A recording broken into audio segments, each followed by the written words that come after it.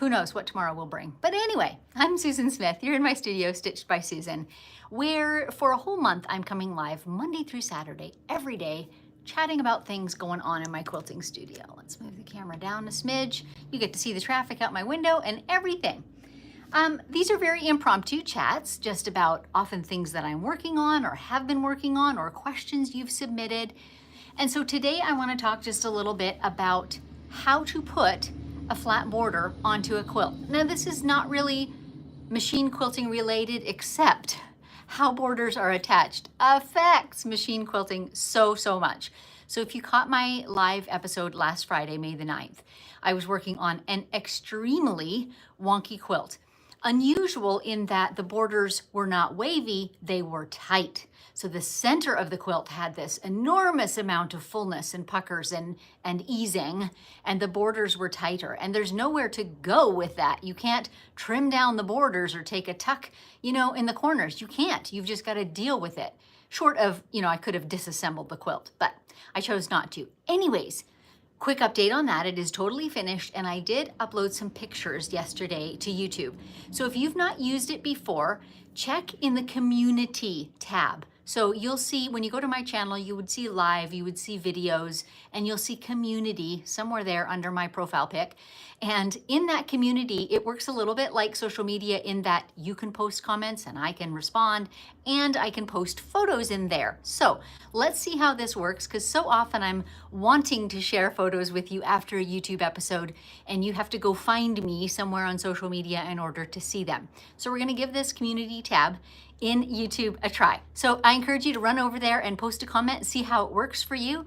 Ask a question if you like. It's a great way to put in any questions that you'd like to hear about in these informal chats. Okay, what's going on today? Well, first off, I did my morning workout, so if I look a little flushed, it's nuts, you guys. Here's my background.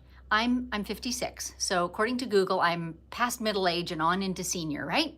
And I have never in my life been a faithful person for doing fitness things. That was not part of my family DNA. My parents were farmers, so hardworking, but like you didn't go and do a, weight routine or a running, program or anything like that. You never did. And so even when our kids were growing up, I just struggled, kind of fitting that into my lifestyle, which was a bit more urban. Anyway, at this point, you guys, I'm 8 months in to using a workout app, and I work out 4 or 5 days every single week. Woohoo! I'm 8 months in, so I'm quite proud of myself. Anyway, I did that this morning, and it's kind of crazy. It's low impact. It's, kind of Pilates / some dance routines, like bar routines. I'm not really dancing. Strength, agility, stretching, all those things. But I tell you what, I come out of it and my internal temperature is just for about an hour after.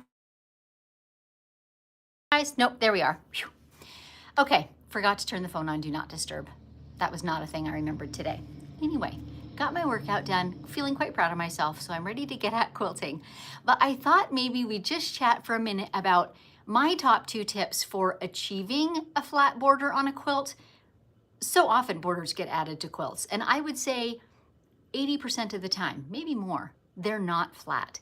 And it's not actually all that difficult to achieve. There's just a couple things to pay attention to and to do, and they don't take a ton of time. So I don't want to give you this elaborate process. I want to give you my simplest tips, right? So I brought a sample for you. You ready for this? That's the whole quilt. This is one I pieced from little tiny half square triangles at one point. And I actually have this all assembled for doing a workshop at our fall quilt show here in Spokane, because this is a topic clearly that needs talking about. But let's pretend this is our whole quilt, right? How would you measure and cut borders for it? And then how would you attach them?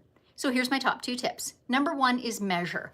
So look, you can see my whole quilt on the screen. So if this was a big old quilt laying on the floor, I would measure here and top and bottom. And I would take the average, and that's how long I'd cut this border piece right here. And I would do the same thing top to bottom. Measure in the middle, measure on the left side and the right side, take an average, right? Because they might be different. In a big quilt, they might be different by 1/2 inch or 1 inch, but cut your border piece at the average. Here's the second big tip. Pin it. And here's why. When you get to a sewing machine, look, I even have borders cut. When you get to your sewing machine, typically we lay down our flat border piece on our sewing machine bed, and then we lay down our quilt on top of it, right? And we start stitching. A tiny, tiny, tiny bit faster. And in the course of this little quilt, you wouldn't even notice it. But in the case of the 106-inch quilt that I was working on last week, you will notice that. And if your machine has any strong tendencies toward pulling that bottom layer tighter, as a lot of sewing machines do, you're gonna really end up with a problem. Now, side tips, you might have a sewing machine that's got, maybe you've got a walking foot on it or an automatic feeder that helps to leverage that differential. But for today's purposes, I'm just talking plain Jane sewing machine. Like maybe you're sewing this on your vintage featherweight, right? The tendency will always be for the feed dogs to pull in that layer a little bit faster. So the way to fix that is simply pin it.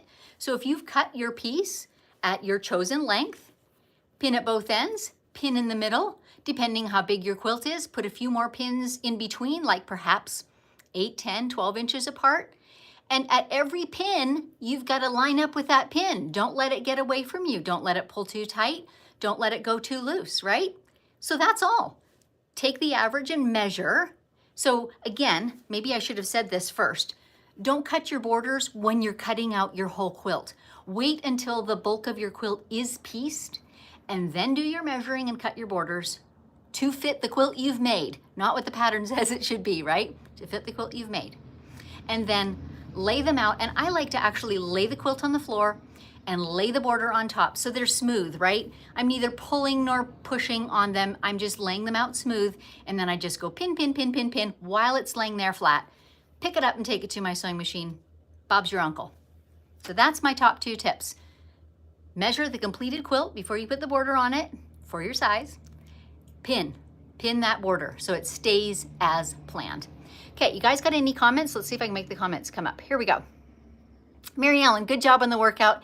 Maybe your commitment will be catchy. Maybe it will. And I share it because I bet you there's a ton of you out there like me who, live a fairly active lifestyle, but don't actually do resistance training or things like that. I've never been faithful at doing that sort of thing. And so I hope it is catchy. I hope you find encouragement from seeing me do it. Debbie, good morning. Cindy, Aaron, it's my buddy Aaron. There's only a few of you on this morning. Okay, let me just say this. Again, I'm coming live Monday through Saturday, every day of the week, all the way through May and into early June. And use that community feature here in YouTube to give me some questions, right? I am very open to talk about whatever. You can ask any question you'd like about what's going on in my studio. I would love to know, if you're a very beginner quilter, and what are the questions that you have? What are the things that are holding you up? Let's talk about them. Or maybe you haven't even begun machine quilting. You're just thinking about it. What are your burning questions about, is it worthwhile? What's the learning curve like? How long is it going to take me? Is it really worth spending the money on a long arm? Or what could I do on my domestic machine? Whatever. No question is off limits. I am happy to chat. Janice, circuit training 5 days a week here. Whoa, and a little strong arm. Good for you, Janice.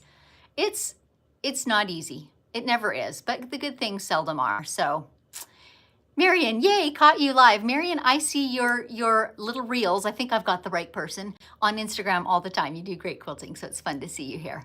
Okay, chime in with any questions that you have. I'd love to hear about them. Thumbs up if you enjoyed this episode, and turn that notification bell on so that you know what time I'm going live each day. And be on the lookout. In about a week's time, I'm going to be rolling out times. Marion is saying, not me. Sorry about that.